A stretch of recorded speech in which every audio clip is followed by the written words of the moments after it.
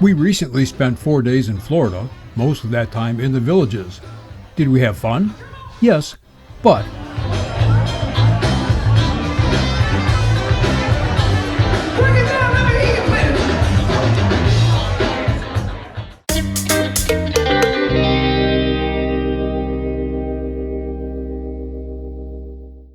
first, the cast of characters.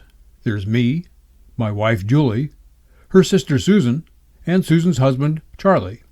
Susan and Charlie winter at the villages in Central Florida, about an hour northwest of Orlando. For Julie's 70th birthday, they flew the two of us down and put us up at the Brownwood Hotel and Spa. Julie had been to the villages before, but I had not. Susan and Charlie have visited the villages many times over the years and now spend winters there. They're veteran travelers and know how to make life easy and fun for their visitors. They know all the cool places to visit and know how to get to them. They're great hosts, and we had a lot of fun.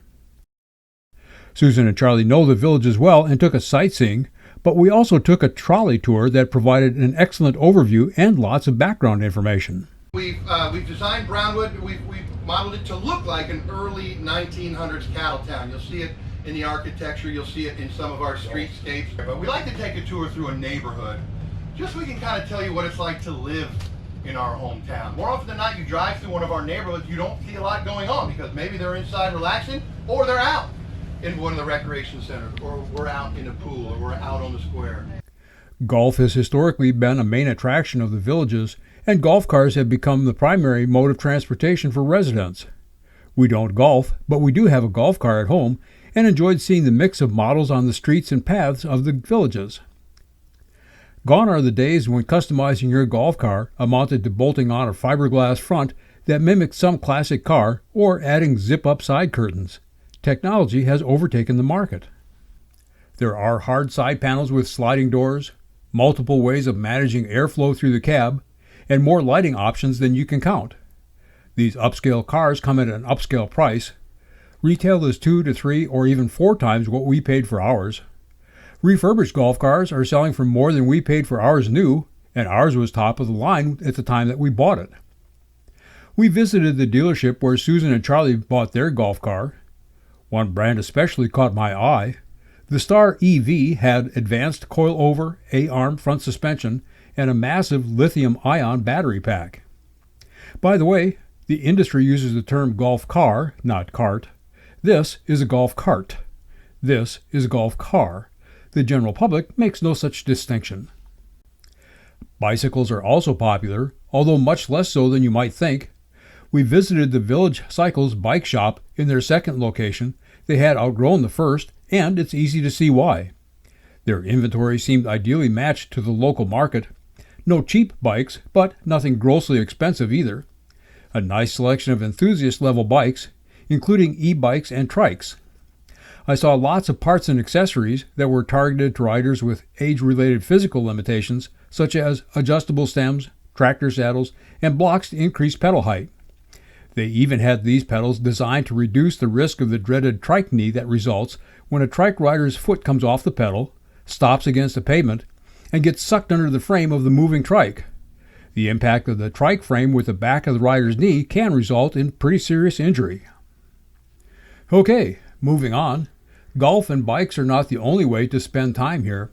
Pickleball is popular. We played bocce ball and shuffleboard. There are swimming pools all over. The Villages has recreation centers for indoor activities, everything from organized events such as line dancing and art classes to impromptu gatherings such as card games and just general kibitzing over coffee.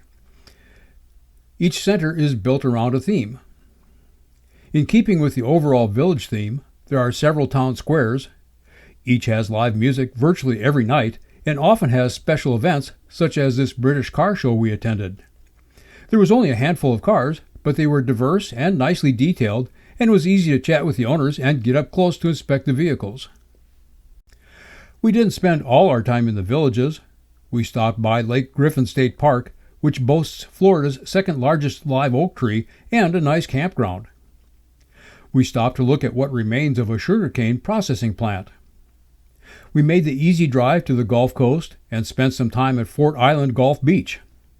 From there we went to Mount Dora, where we strolled the streets and checked out the shops. Julie and Susan have a cousin in the area. He and his wife joined us for lunch. Island Girl Cruises can't promise you'll see manatees on one of their tours, as manatees move around based on water temperature and other factors. But we did see plenty on our tour. I'm guessing 20 or 30. Even without the manatees, the cruise would be fascinating for all the things we saw and all the details provided by the crew. This Florida Cracker Resort behind us here, or in front of us I should say, they are the ones that are responsible for taking care and feeding of the monkeys. There was a very nice Publix supermarket on the other side of the hotel parking lot. We walked over and stocked up on goodies the first day. We ate great meals every day. The one that stands out in my mind was lunch at Vincent's Italian restaurant in Mount Dora. The food was good, but the experience after we ate was exceptional. The sheriff's drill team was eating there at the same time we were, and left the same time we did. I asked permission to video their departure. They're a drill team after all. One deputy asked if I'd like to sit on his bike. Of course I said yes. Before I could straddle that bike, the deputy in front of him offered his bike because he said it was newer. He even turned on the flashing lights. I felt like a kid.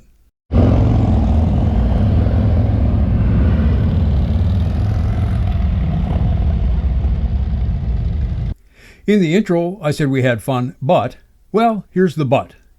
The Villages strictly adheres to a single theme. This provides a consistent, reliable experience. But that adherence to a theme can be creepy in a Stepford Wives kind of way. The entire experience is inauthentic, fabricated, corporate. I don't particularly care, and the four of us had so much fun together that none of that mattered.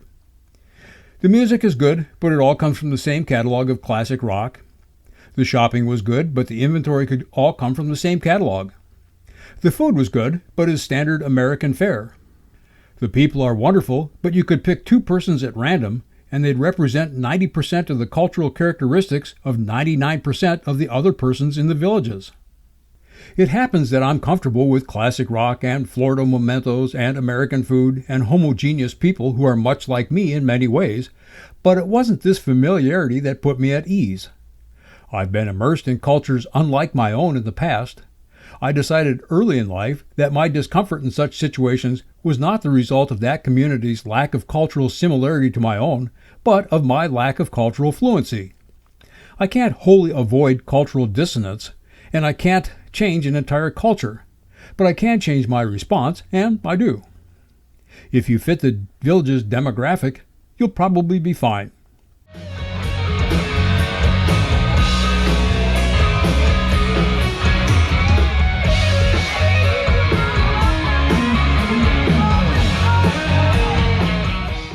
If some component of who and what you are lies outside that uniform demographic, you may be uncomfortable at the Villages. In summary, everyone we met was wonderful. Every place we went was wonderful. The whole trip was wonderful, and Susan and Charlie's gift to Julie for her 70th birthday was generous beyond words. We had a great time and can't wait to return. Hi, Rich Reese here. Those of you who know me are saying, hang on a minute. You've always said you hate flying and hate Florida. Have you changed your mind?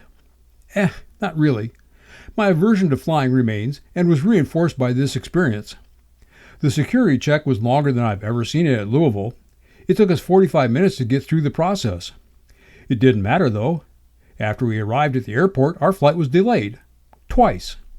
We arrived at 5:30 for a 7:40 flight, but ultimately did not push back from the gate until 11:15. As for hating Florida, I've mellowed a bit with age, and hate may be too strong a term.